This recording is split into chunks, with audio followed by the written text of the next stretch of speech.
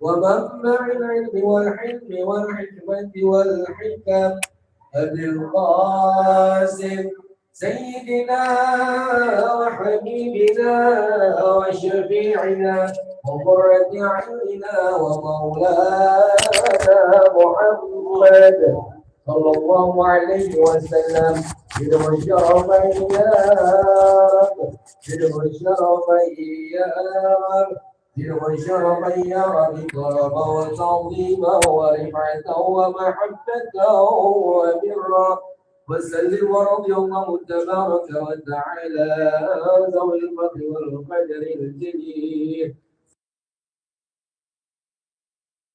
أئمتنا وموالينا أبي بكر وعمر وعثمان وعلي وعن بقية الصحابة وقربة رسول الله أجمعين والحمد لله رب العالمين. Nabi Muhammad sallallahu alaihi wasallam wa ala alihi wasallam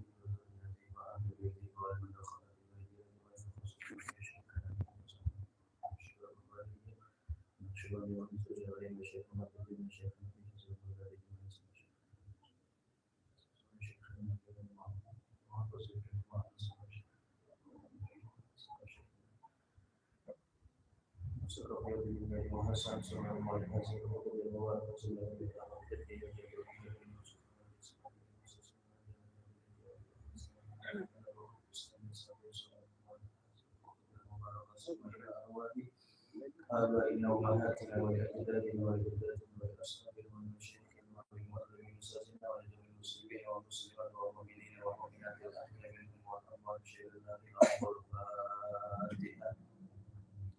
أعوذ بالله من الشيطان الرجيم بسم الله الرحمن الرحيم. الحمد لله رب العالمين الرحمن الرحيم مالك يوم الدين إياك نعبد وإياك نستعين اهدنا الصراط المستقيم صراط الذين أنعمت عليهم غير المغضوب عليهم ولا الضالين. رب اغفر لنا ولوالدينا وللمؤمنين.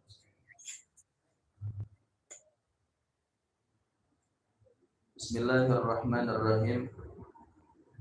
Alhamdulillahirabbil alamin wa bihi nasta'in ala umuri dunya waddin. Wassalatu wassalamu ala asyrafil anbiya'i wal mursalin sayyidina wa habibina wa syafi'ina wa maulana Muhammadin wa ala alihi wa sahbihi ajma'in amma ba'du. Subhanaka la ilma lana illa ma 'allamtana innaka antal alimul hakim wa la hawla wa la quwwata illa billahil aliyyil azim. Amma ba'du. Qala al-mu'allif rahimahullahu ta'ala wa adabana bihi wa bi barakati ulumihi wa bi hubbi darain amin. Qala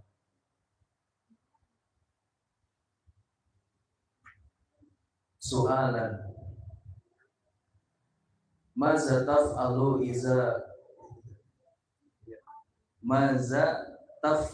iza aradta an tadkhula baital khala'i. Jadi insyaallah pada malam hari ini kita meneruskan pembahasan fikih sebelumnya, bahwasanya bila mana ada satu pertanyaan kayak begini, Maza taf'alu iza aradta an tadkhula baital khala'. Apa yang engkau akan lakukan bila mana engkau ingin masuk ke kamar mandi atau WC? Apa nih yang mesti kita lakukan? Nah, jawaban iza aradtu an adkhula baital khala'i uqaddimu rijlil yusra wa aqulu bismillahi Allahumma inni a'udzubika minal khubuthi wal khaba'is. Apabila aku hendak ingin masuk ke kamar mandi atau ke WC, maka aku akan dahulukan kaki bagianku yang kiri dulu daripada yang kanan. Wa aqulu, dan aku akan katakan bismillahi Allahumma inni a'udzubika minal khubuthi wal khaba'is. Ya Allah, sesungguhnya aku meminta perlindungan kepada Engkau daripada setan laki-laki dan setan perempuan. Nih. Jadi hendaknya sebelum kita masuk ke kamar mandi, kayak begini doanya dibaca. Karena pun semasa riwayat daripada Nabi kita Muhammad SAW, Nabi selalu baca ini. Ketika hendak pengen masuk nih, ada nih. Ini nih, kita ngaji sebentaran. Ya. Jadi sebelum kita masuk ke kamar mandi, baca doanya dulu. Ya. Gimana doanya? Bismillahi Allahumma inni a'udzubika minal khubusi wal khaba'isi. Kaki kiri dulu atau kaki kanan dulu? Kaki kiri. Nah, itu tuh. Nah, cakep gitu dah. Kaki kiri dulu. Baru kaki kanan. Jangan dibalik. Mana? Kaki kanan dulu baru kaki kiri, jangan. Maka nanti kalau dibalik jadinya makruh. Kalau kiri dulu baru kanan, maka nanti jatuhnya sunnah. Sunnah. Jangan dibalik pokoknya. Jadi memang sesuatu yang memang dia itu mulia, mimba bitakrim bahasanya. Daripada sesuatu yang dimuliakan, maka mulainya kanan. Kita pengen masuk ke musola, maka dahulukan kaki kanan. Masuk ke masjid, dahulukan kaki kanan dulu. Nah sebaliknya, ketika nanti pengen keluar dari masjid, dari musola ataupun dari rumah, maka yang didahulukan kaki kiri. Nah, itu kalau mimbabil takrim. Kalau mimbabil takzir, sesuatu yang misalkan itu kotor. Nah, misalkan kayak tadi tuh kita hendak masuk ke kamar mandi, maka yang hendak didahulukan kaki kiri. Maka ketika pengen keluar kaki kanan. Jangan dibalik pokoknya. Maka kata Nabi tuh yang dikutip oleh pengarang dari kita Maulana Muhtaj, dikatakan annaman bada'a rijlaihi annaman bada'a rijlahul yumna qabla yasarihi iza dakhalal khala'a ubtuliya bil faqri. Bila mana ada seseorang, kata Nabi nih, bila mana ada seseorang yang dia lebih mendahulukan kaki kanannya ketimbang kaki kirinya ketika hendak pengen masuk ke dalam kamar mandi, ubtuliya bil faqri, maka siap-siap dia bakal dibalas dengan kemiskinan. Oh iya, sebilah yang zalim. Ya, jadi jangan kaki kiri dulu masuk kamar mandi, baru kaki kanan. Nah, amalin nanti. Soalan, pertanyaan, maza taf'alu iza arata astanjiyah antastanjiyah? Apa yang kau akan lakukan bila mana engkau hendak melakukan istinja? Apa tuh? Nah, jawabannya iza aradtu an astanjiya aksilu mahalal khariji biyadil yusra wa aqulu biqalbi Allahumma hassin farji minal fawahishi wa tahhir qalbi minan nifaqi. Walaupun memang ada dua riwayat yang mengatakan dibalik dulu, Allahumma tahhir qalbi minan nifaqi wa hassin farji minal fawahish. Ngapalin yang dibalik. Ya. Jadi bila mana kita pengen nih melakukan istinja nih, maka bahasa langsungnya, bahasa ceboknya pakai tangan kiri. Ya, tadi itu bahasanya. Aksilu mahallal khariji biyadil yusra. Maka aku akan basuh tuh tempat keluarnya najis itu dengan tangan kiri. Jangan pakai tangan kanan. Jangan pakai tangan kanan. Dan nanti katakan doanya, Allahumma hasin farji minal fawahishi wa tahhir qalbi minan nifaqi. Ya Allah, jagalah kemaluanku daripada perbuatan-perbuatan yang keji. Wa tahhir qalbi minan nifaqi. Dan sucikanlah hatiku daripada kemunafikan, daripada sifat munafik. Insyaallah.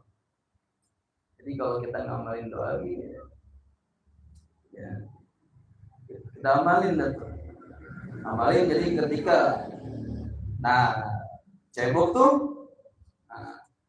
baca doanya, tapi tadi waqulu biqalbi, ngomongnya dalam hati aja, nggak usah disebutin. Karena apa? Situasinya masih di posisi di kamar mandi.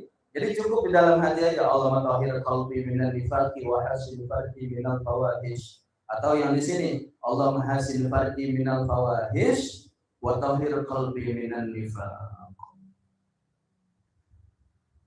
Itu doanya. Sering kita amalin nih.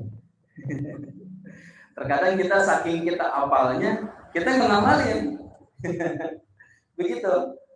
Terkadang kita saking hafalnya di doa, kelupaan buat ngamalinnya. Ya, kita habis rapi wudu saja.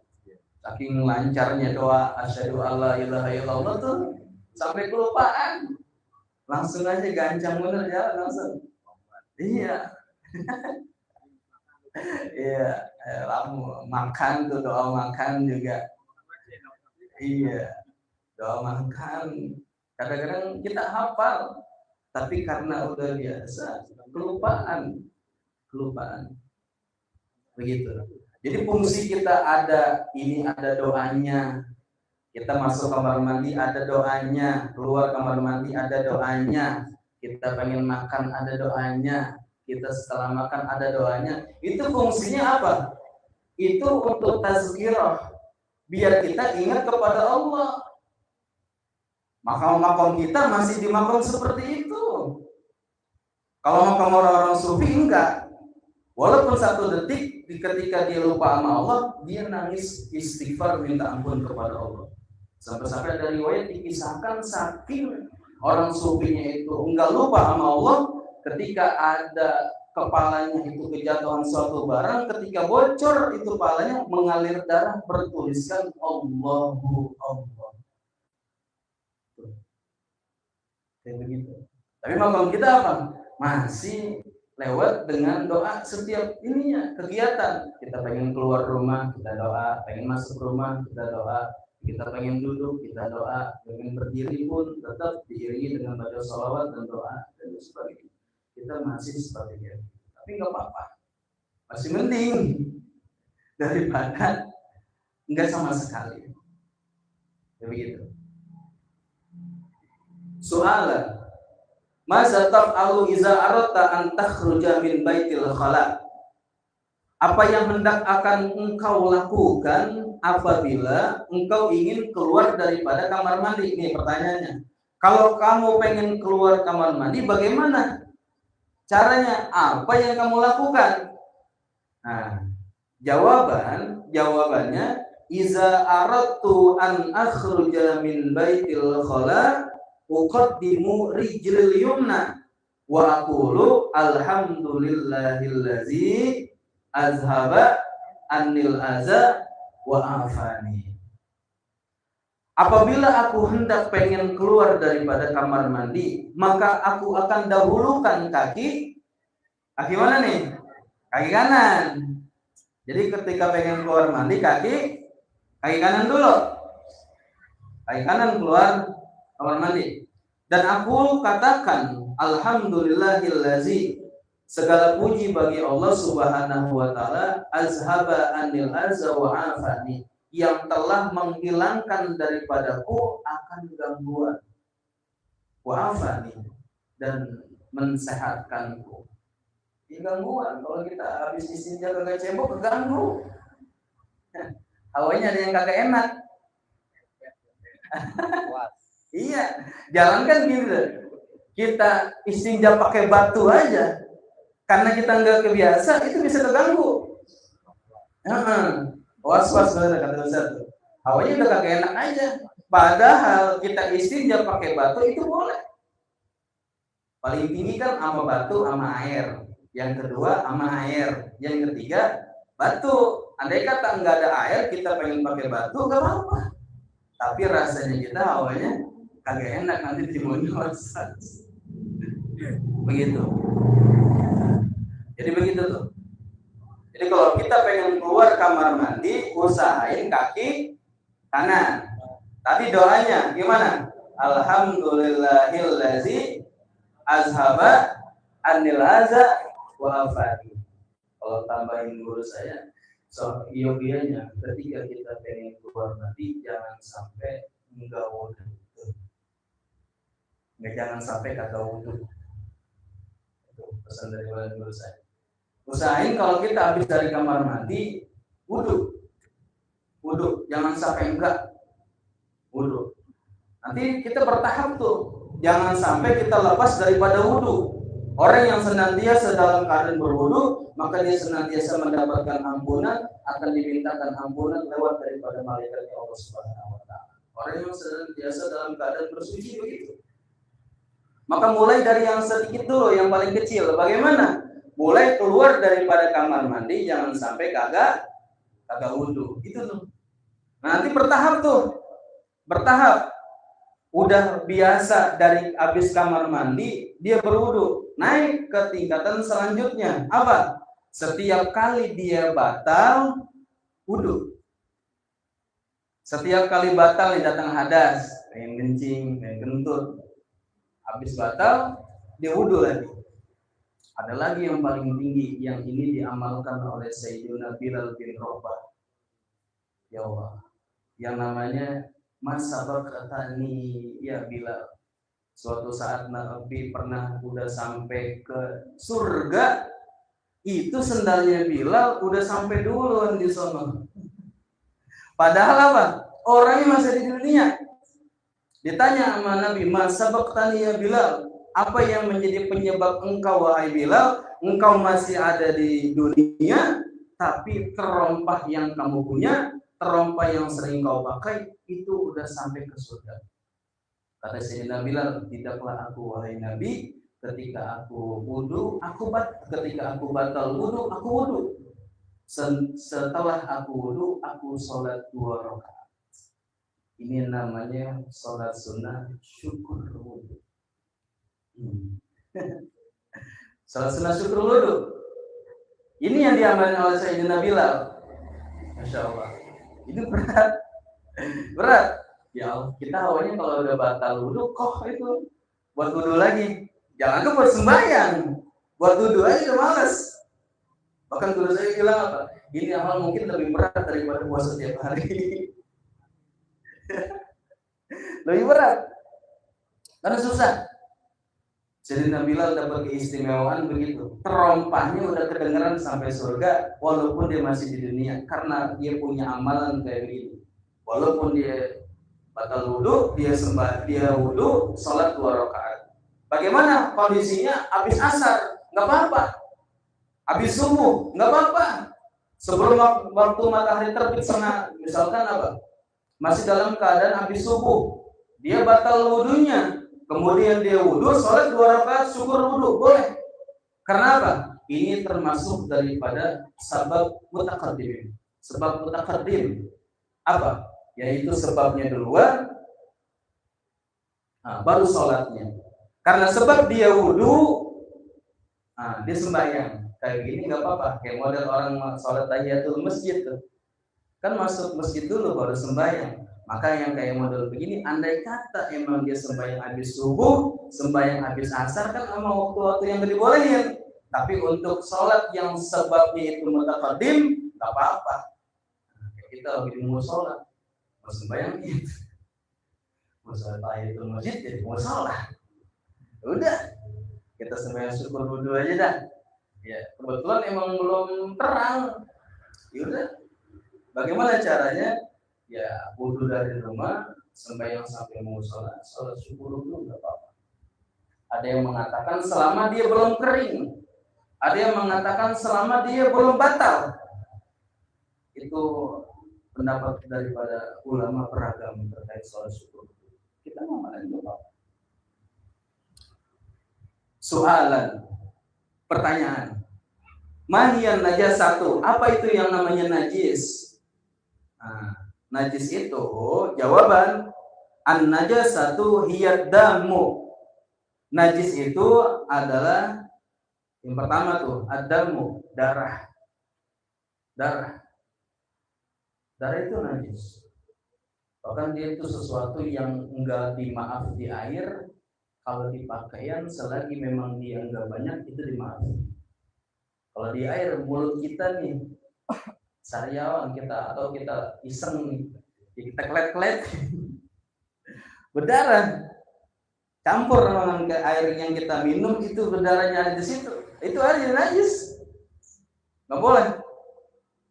Nah, adapun kalau di pakaian, selama dia itu enggak gede, enggak besar, enggak banyak, dia masih dimaaf. Ukuran banyak itu kalau saya di Bogor seukuran koin 1000-an lama. Nah, itu ukuran masih kecil tuh. Andai kata melebihi daripada itu ukurannya udah gede. Enggak dimaaf. Wal qayhu, nanah. Wa huwa ma'un raqiqun yukhalitu hudam. Bahasa tuh kalau dikasih patu saja dijelasin oleh Syekh Nawawi, air yang bercampur sama darah. Kalau bahasa kita tuh kalau korengan tuh nanah tuh. Najis. Wal baulu, air kencing. Najis. Wal rausu, kotoran. Kotoran daripada hewan. Wal go itu, nah kalau go itu tuh kotoran daripada manusia, tai manusia. Wal khamru, khamar. Wal qai'u, muntah. Bahasa kalau bahasa anak kecil tuh gumoh tuh najis tuh gumoh. Wal maitatu, bangkai. Wal kalbu, anjing. Wal khinziru, dan babi, itu semuanya najis. Ya Allah, najis. Walaupun ada mazhab daripada mazhab Maliki yang mengatakan anjing itu nggak najis, yang dikatakan najis itu ilernya. Tapi mazhab Syafi'i sebagai ihtiyat, ente mana tahu itu badannya anjing nggak dijilatin oleh air liurnya. Maka sebagai kehati-hatian mazhab Syafi'i, ini disebutkan sebagai kehati-hatian. Kita nggak tahu itu badannya dijilatin sama kena air liurnya apa enggak itu. Tapi mazhab Maliki mengatakan itu enggak najis. Maka ada dosen daripada UIN dulu namanya Profesor Dr. Harun Nasution, sembahyang Jumat bawa anjing. Sembahyang Jumat bawa anjing. Ya Allah, nggak ada yang berani UIN buat ini apa namanya komentar ngelarang, nggak ada. Karena apa? Ilmunya dia tahu.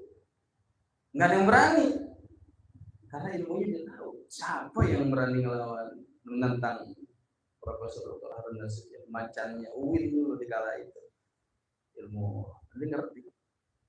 Insyaallah. Soalan. Kaifa tafsilun najasata? Bila mana ada pertanyaan, bagaimana kamu membasuh najis? Nah, bagaimana kita membasuh najis? Jawabannya arsilu mahallaha bil ma'i hatta tazula minhu raihatu. Aku basuh akan tempat najis itu dengan air. Sehingga apa? Sehingga hilang daripadanya itu oleh baunya. Tentunya yang dikatakan air di sini air mutlak.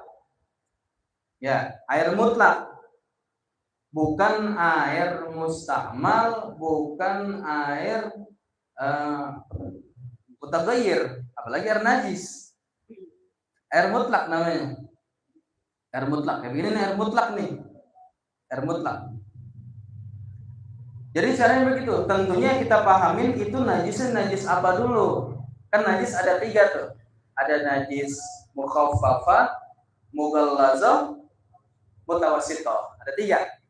Nah, kalau yang mukhaffafah, najis anak bayi yang belum umur 2 tahun, yang belum makan apa-apa selain minum daripada ASI, air susu ibunya. Itu. Ada juga nanti yang namanya najis mughallazah. Najis mughallazah, najis yang bersumber daripada apa? anjing dan babi. Maka nanti cara pembersihannya itu beda. Ini nanti di bawah. Nah. Nanti yang terakhir ada yang ketiga, ada namanya najis mutawassito. Nih, ada yang namanya najis mutawassito. Najis yang modelnya itu pertengahan, tengah-tengah, enggak ke mughallazo, enggak ke mukhaffafa. Dia mutawassito, adanya di tengah-tengah. Dan mutawassito ini ada dua bagian. Ada namanya najis hukmiyah, ada namanya najis ainiyah. Ini yang sering kita bahas. Kalau najis ainiyah, maka cara pembersihannya hilangin dulu najisnya.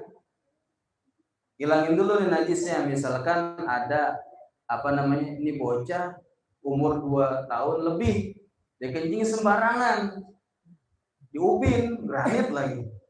Kan nggak nyerap tuh. Maka caranya bagaimana? Hilangin dulu tuh zatnya. Hilangin, baru basuh dengan air mutlak. Caranya begitu. Kalau disiram-siram seluruhnya, airnya belum tuh najis semuanya. Hilangin dulu zatnya. Hilangin dulu. Begitu.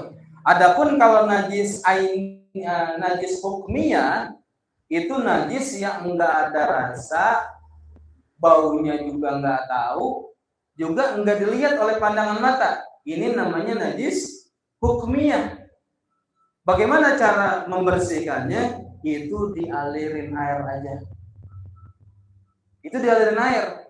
Maka kita nggak tahu nih ubin-ubin rumah kita nih, kita nggak tahu. Apa? Itu ada najisnya apa enggak? Boleh jadi di ubin rumah kita itu ada najis yang namanya najis hukmiyah. Karena kita kalau kita bersihin rumah itu dipel, bukan diguyurin. Maka seharusnya kalau emang pengen bersih diapain? Diguyur. Coba kalau setiap hari diguyur, banjir. Bagaimana caranya? Ya udah, pel seperti biasa. Tapi kalau pengen sembahyang, pakai sendal. Amannya kayak begitu. Orang-orang tua dulu ngajarin begitu. Kalau kita pengen sholat di rumah, hendaknya kita pakai sendal. Walaupun ubin kita granit, walaupun ubin kita marmer, tapi karena memang kita pembersihan ubin kita, lantai kita itu nggak sesuai dengan syariat agama, nggak sesuai dengan tuntunan agama, itu nggak bisa. Maka lebih amannya apa? Daripada kita guyur tiap hari rumah, mendingan sendal pakai ketika pengen sholat. Iya. Kalau ulama-ulama dulu itu apik tuh. Di kamar mandi beda, kamar mandi beda, entar di luar beda. Kamar mandi diudah pakai sendal biar mengamankan dia itu terkena daripada najis. Keluar daripada kamar mandi sendal kering, biar nanti nggak belepotan kemana-mana. Kalau kita apik kayak begini sembahyang, insya Allah. Iya, kan kebanyakan kita nggak tahu. Kalau kita sembahyang nggak pakai sendal di rumah, ya ternyata di ubin kita itu terdapat najis hukmiyah. Kita nggak tahu. Kita sembahyang aja di tempat sejadahan kita. Ternyata semua najis semua. Tempat sembahyang kita juga kayak begitu. Maka oleh karena itu pentingnya kita ngaji ini biar kita tahu bagaimana cara kita sebenarnya itu buat berkhidmat dalam ibadah kepada Allah Subhanahu wa taala. Jadi sembahyang di rumah pakai sendal. Jepit. Pakai sendal. Oh di musola kagak, emang musola tempatnya. Kalau musola pakai sendal semua, ke dalam ribet. Musola masjid karena emang tempatnya. Tapi kalau di rumah pakai sendal, karena dia bukan tempat untuk sholat. Tapi andai kata pengen sholat di dalam rumah ya nggak apa-apa. Begitu. Jadi caranya pakai sendal. Sediain sendal khusus buat sholat. Jarang gitu ini. Jarang. Pakai sendal di rumah. Sendal. Ya, pakai sendal. Hah? Ngepel. Iya, bagusnya begitu karena kita nggak tahu ada najis di ubin kita, kan najis hukumnya tadi begitu, di mata nggak kelihatan, ya, dirasa juga nggak ketahuan, dicium nggak kebauan. Iya. Orang kita lalu-lalang keluar nggak pakai sendal, kita masuk ke rumah kita nggak tahu. Ada orang lain juga masuk ke rumah kita dari luar, kita nggak tahu bawa najis. Maka buat aman, kita sembahyang di rumah itu pakai sendal, jangan sampai enggak. Soalan, kaifa taghsilun najasatal qalbi wal khinzir? Bagaimana engkau membasuh najis anjing ataupun najis yang bersumber dari babi? Kalau kita misalkan lagi jalan di komplek kejilat sama anjing, nah caranya bagaimana tuh? Ini yang dibilang. Jawabannya aksilu mahallaha bil ma'i sab'a marratin ihdahunna biturabi. Aku basuh tempat terkena najis itu dengan air, tapi dengan air yang mutlak. Ingat tuh, dengan air yang mutlak. Kalau air mutaghayyir nggak bisa. Air mutlak. Ini air mutlak nih. Air mutlak. Kalau udah dicampur sabun, namanya bukan air mutlak, air mutaghayyir. Nah, air yang udah berubah, air maksudnya mutaghayyir itu lantaran mukhalid. Perubahannya itu karena lantaran ada campuran. Nah, kayak model begini namanya air mukhalid. Maka sesuatu air yang bukan air mutlak dipakai buat bersuci itu nggak bisa. Misalkan kita wudu pakai air teh, nggak bisa. Nggak bisa, karena itu bukan air mutlak. Nah, untuk bersuci begitu pun daripada najis masih pakai air mutlak. Kalau nggak pakai air mutlak itu nggak bisa. Nah, salah satunya itu dicampur dengan tanah. Bukan nggak mesti itu sampai berdebel, sampai kayak adonan, enggak. Sekiranya air putih dicampur dengan tanah kemudian keruh, berubah daripada warna aslinya jadi agak kecoklatan, begitu udah cukup. Basuh tuh yang pertama kali dengan tanah, kemudian dengan 7 kali basuhan, yang sisanya itu dengan air biasa. Atau dibalik, boleh air biasa dulu, tapi nanti salah satunya dengan tanah, tapi nanti bersihin lagi karena kerja 2 kali. Bagusnya bagaimana? Yang pertama tadi, yang salah satunya dengan air bercampur tanah dulu, kemudian sisanya baru pakai air biasa. Ini bila mana kalau kita iseng-iseng lagi main ke komplek, anjing digilatin, digilatin lagi, digigit misalnya, ya itu cara ngebersihinnya kayak begitu. Ya, cara ngebersihinnya begitu. Salah satunya ada 7 kali basuhan, salah satunya dicampur dengan air yang dicampur dengan tanah sehingga itu air jadi agak kekeruhan. Kayak begitu. Wallahu a'lam bishawab. Soalan kamfurudul wudu. Berapa banyak fardu wudu? Tidak. Kita bahas. Wallahu a'lam bishawab. يا ربنا اعترفنا بأننا اغترفنا وأننا أشرفنا عدال الله أشرفنا وتب علينا توبة فاغسل كل حوبة واستر لنا العورات وآمن روعاتي واغفر لوالدينا ربي ومولودينا والأهل والإخوان وسائر الخلان وكل ذي محبة أو جيرة أو صحبة والمسلمين أجمع آمين ربي أسمع قبلا وجودا منالا باكتساب منا في المصطفى الرسول الله صلى وسلم ربي عليه عد الحمد وآله وصحبه عداد قنص صحبه والحمد لله الذي ودنا.